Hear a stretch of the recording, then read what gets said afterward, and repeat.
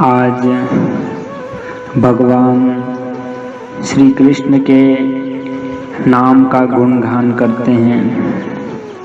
भगवान के नाम की महिमा स्कंद पुराण में भगवान की नाम की महिमा। ब्रह्मा जी भगवान के पास में गए और भगवान ने अपने नाम की महिमा कहा है, महिमा के बारे में कहा है। जो हे कृष्ण यूं कहकर मेरा प्रतिदिन स्मरण करता है, उसे जिस प्रकार कमल जल को भेद कर ऊपर निकल आता है, उसी प्रकार मैं नरक से निकाल लाता हूँ।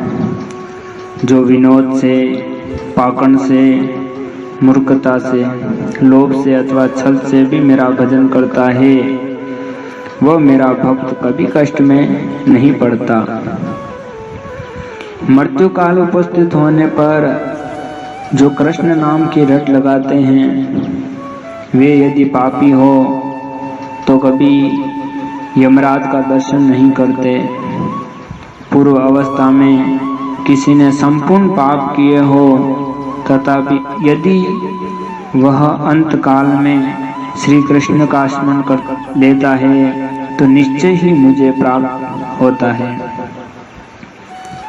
मृत्यु काल उपस्थित होने पर यदि कोई परमात्मा श्री कृष्ण को नमस्कार करता है, यूं विवश होकर भी कहे, तो वह अविनाशी पद को प्राप्त होता है।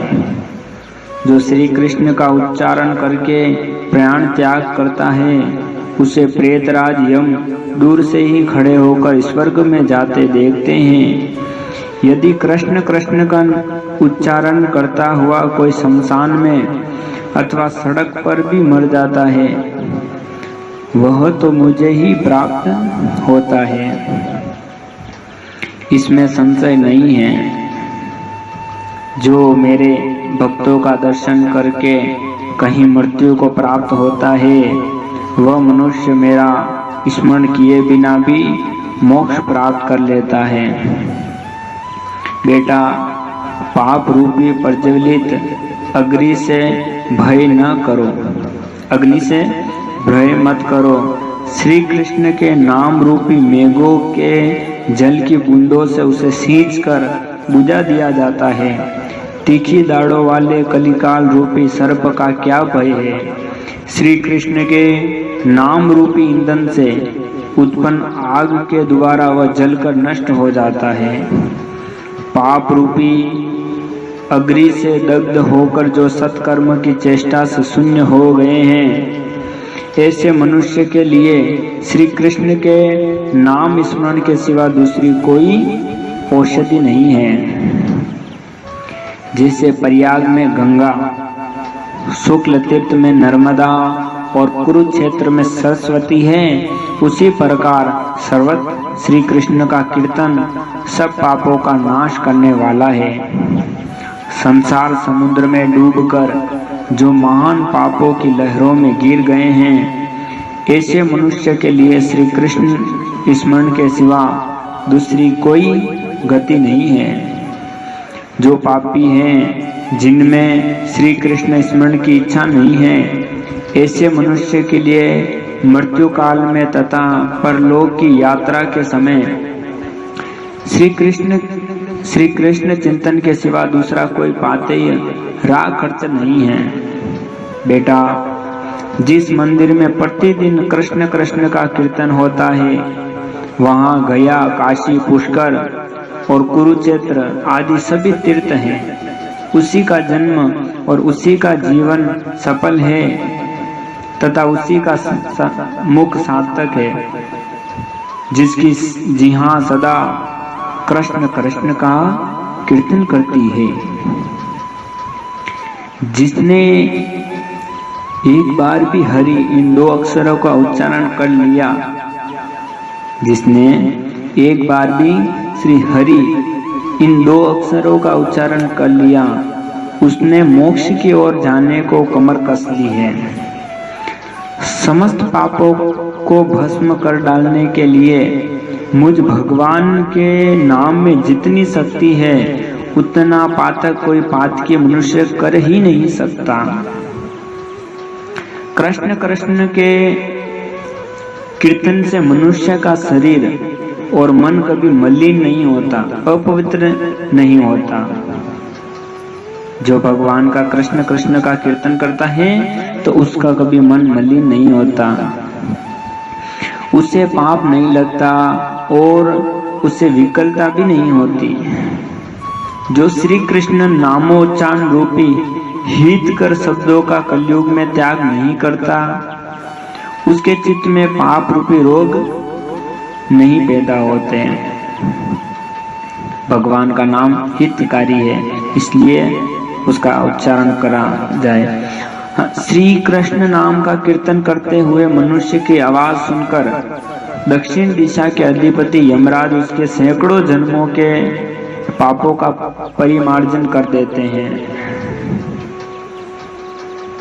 सैकड़ों चांद्रायण और सहस्त्रों पराग वर्त से जो पाप नष्ट होता है वह कृष्ण कृष्ण के कीर्तन से चला जाता है। श्री कृष्ण नाम का उच्चारण करने से मेरी अधिकाधिक प्रीति बढ़ती है। भगवान के नाम में अधिक प्रीति बढ़ती है। अन्य नामों का करोड़ों बार जप करने से भी मुझे वैसा संतोष कभी नहीं प्राप्त होता। कोटि कोटि चंद्र ग्रहण और सूर्य ग्रहण में स्नान करने से जो फल बताया गया है उसे मनुष्य कृष्ण कृष्ण के कीर्तन मात्र से पा लेता है। जैसे सूर्य किरणों के ताप से बर्फ गल जाती है, उसी प्रकार श्री कृष्ण कीर्तन से बड़े महापातक नष्ट हो जाते हैं। महापापों से युक्त मनुष्य भी अंतकाल में एक बार श्री कृष्ण नाम का कीर्तन कर ले तो उससे पाप मुक्त हो जाता है। जिसका मन अशुद्ध है वह सदाचार का पालन न करने पर भी अंतकाल में श्री कृष्ण नाम का उच्चारण कर ले तो प्रेत योनि में नहीं जाता। जो जी हाँ कलिकाल में श्री कृष्ण के गुणों का कीर्तन नहीं करती वह दुष्टा मुंह में न रहे रसातल को चली जाए। जो कलियुग में श्री कृष्ण के गुणों का प्रयत्न पूर्वक कीर्तन करती है वह जीवा अपने मुख में हो या दूसरों के मुख में वंदना करने योग्य है। जो दिन रात श्री कृष्ण के गुणों का कीर्तन नहीं करती वह जीवा नहीं मुख में कोई पापमयी लता है जिससे जी हाँ के नाम से पुकारा जाता है। जो श्री कृष्ण कृष्ण कृष्ण श्री कृष्ण इस प्रकार श्री कृष्ण का कीर्तन नहीं करती वह रोग रूपिणी जी हाँ 100 टुकड़े होकर गिर जाए। तो भगवान ने श्री भगवान के नाम की महिमा बताई और अंत में भगवान ने कहा कि जो जी हाँ भगवान का नाम नहीं लेती वो जी हाँ 100 टुकड़े होकर नष्ट हो जाएगी। देखा जाए तो भगवान ने उन भक्तों को उनको श्राप के जैसे दिया है कि जो भगवान का नाम नहीं लेती जो 100 टुकड़े होकर वो जी हाँ गिर जाए। और अंत में कहा है जो श्री कृष्ण के नाम की इस महिमा का प्राप्त काल उठकर पाठ करता है उसके लिए निश्चय ही मैं कल्याणदाता होता हूँ। जो तीनों संध्याओं के समय श्री कृष्ण नाम के महात्म्य का पाठ करता है वह जीते जी संपूर्ण अभिष्ट वस्तुओं को और मरने पर परम गति को प्राप्त होता है। जो मैंने ये नामावली भगवान नाम के महिमा की जो ये पाठ आपको सुनाया, ये पाठ गीता प्रेस गोरखपुर से छपाया हुआ है और कल्याण। भगवान नाम